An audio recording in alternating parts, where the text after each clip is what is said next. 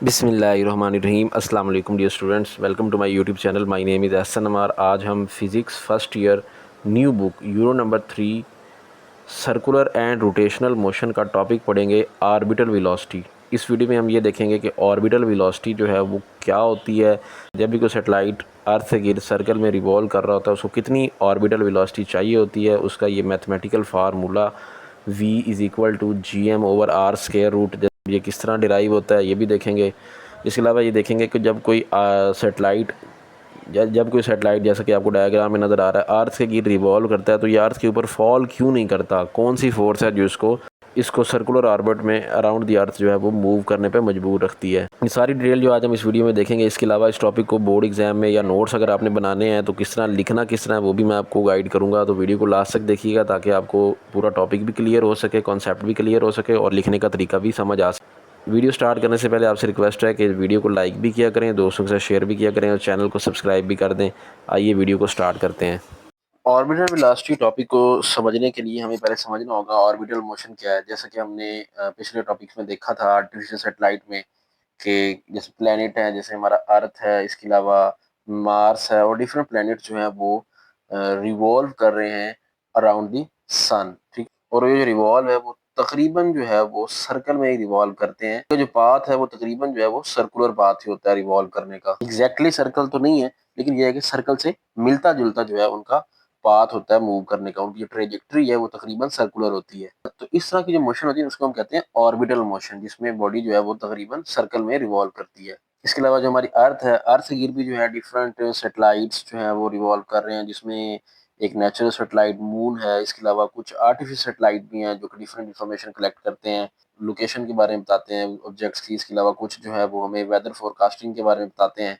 खैर डिफरेंट तरह के सैटेलाइट्स हैं जो कि अर्थ से गिर्द भी सर्कुलर पाथ में रिवॉल्व करते हैं। पिछले टॉपिक में हमने बड़ी डिटेल से देखा है कि जब भी कोई सैटेलाइट, लेट ये कोई सैटेलाइट है, जब भी कोई सैटेलाइट अर्थ से गिर्द जो है वो रिवॉल्व कर रहा होता है, तो उसकी जो वेलोसिटी है तो वो टेंजेंट होती है उस ऑर्बिट के जिस पे वो रिवॉल्व कर रहा होता है। लेट ये इसकी वेलोसिटी है टेंजेंट टू द ऑर्बिट। ठीक है, और इसमें सेंट्रीपिटल फोर्स है वो उसको towards the centre of earth वो खींच रही होती है, जिसकी वजह से जो है ये रिवॉल्व कर रहा होता है इस सर्कल के ऊपर। तो यहाँ पे जो सेंट्रीपिटल फोर्स है ना, ये बेसिकली फोर्स ऑफ ग्रेविटी का काम कर रही है, जिसकी वजह से ये सैटेलाइट जो है जमीन के गिर्द घूम रहा होता है। तो यहाँ पे जो सेंट्रीपिटल फोर्स है वो फोर्स ऑफ ग्रेविटी का काम कर रही होती है। ठीक है, जब ये सैटेलाइट की जो वेलोसिटी है या मोमेंटम, क्योंकि सारी बात इसका मास है तो product of mass and velocity satellite का मोमेंटम है।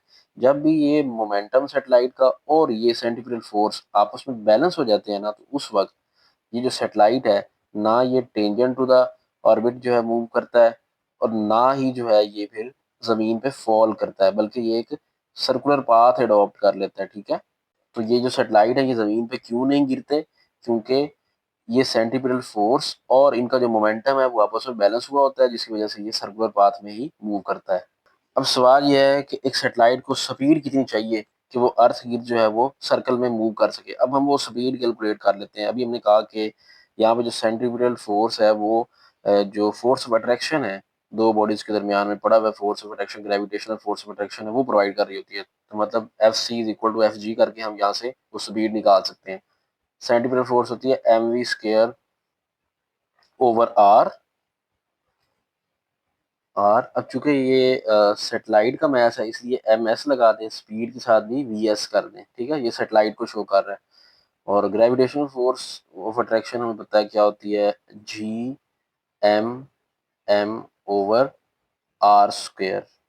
ठीक है, अब क्योंकि सेटेलाइट का मैस है इसलिए यहाँ पे इसके साथ एस लगा देंगे। अब देखें एक आर से एक आर कैंसिल हो जाएगा। ठीक है, mass of satellite M S से एम एस कैंसिल हो जाएगा। तो हमारे पास जो स्पीड ऑफ सेटेलाइट है वो कितनी आ जाएगी, v²= Gm/r। तो दोनों तरफ स्क्वायर रूट करना पड़ेगा हमें, v² इधर रूट और इधर Gm/r इसके ऊपर भी रूट। ठीक है, तो v is equal to formula हमारे पास आ जाएगा Gm/r²रूट। तो ये है वो मिनिमम स्पीड जो कि किसी भी सेटेलाइट को चाहिए कि वो जमीन जो कि सैटेलाइट को चाहिए होती है, जिसकी वजह से वो ज़मीन के गिर्द जो है वो रिवॉल्व करता है। अगर स्पीड इससे कम होगी तो क्या होगा, तो ये सैटेलाइट जो है ज़मीन के ऊपर गिरना शुरू हो जाएगा। अगर ये ज़्यादा होगी इससे तो फिर क्या होगा, फिर ये टेंजेंट टू द सर्कल जो है ये यूँ मूव कर जाएगा, ठीक है। यहाँ पे m जो है मास ऑफ अर्थ है, ठीक है, और r क्या है, ये रेडियस है ऑर्बिट का, ठीक है। तो यहाँ से अगर आप देखें, ये जो ऑर्बिटल स्पीड का आपने फार्मूला निकाला है ना, इसमें हमें कहीं भी ना मास ऑफ सैटेलाइट नहीं नज़र आ रहा।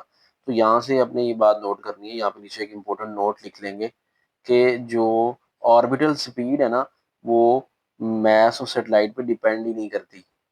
Orbital speed does not depend upon the mass of satellite. Orbital speed is independent of mass of satellite। Mass of satellite के वो इंडिपेंडेंट होती है। तो ये डिपेंड किस पे करती है, ग्रेविटेशनल कांस्टेंट पे डिपेंड करती है, इसके अलावा मास ऑफ अर्थ पे डिपेंड करती है, ये मास ऑफ अर्थ है, और इसके बाद ये distance from the centre of earth पे डिपेंड करती है, ठीक है। उसके बाद अगर ये पेपर पॉइंट ऑफ व्यू से या नोट्स पॉइंट ऑफ व्यू से ये टॉपिक आपने लिखना किस तरह है वो मैं आपको दिखा रहा हूँ। तो सबसे पहले आप ऑर्बिटल वेलोसिटी की डेफिनेशन लिख दें, जैसे कि यहाँ पे लिखी हुई है। उसके बाद एक्सप्लेनेशन, या जिसको एक्सप्रेशन, मैथमेटिकल एक्सप्रेशन भी कहते हैं, एम फॉर्म, वो डिराइव करेंगे, ठीक है, ऐसे करके।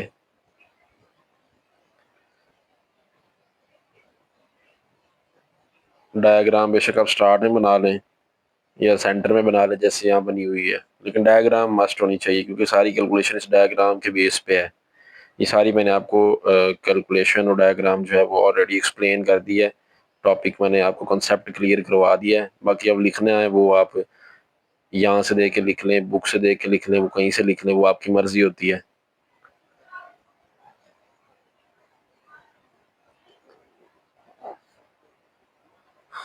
तो ये फार्मूला आ गया, v is equal to G M over R square root, ठीक है। उसके बाद आपने इसका रिजल्ट भी लिख देना है।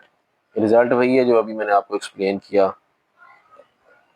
कि अगर वेलोसिटी जो है इससे कम होगी, v is equal to G M over R, इस मैग्नीट्यूड से कम होगी, तो सैटेलाइट जो है वो फॉल कर जाएगा अर्थ के ऊपर, उस पर रिवॉल्व नहीं कर पाएगा सर्कल में फिर, ठीक है। तो ये रिजल्ट भी एंड पे लिख दें आप।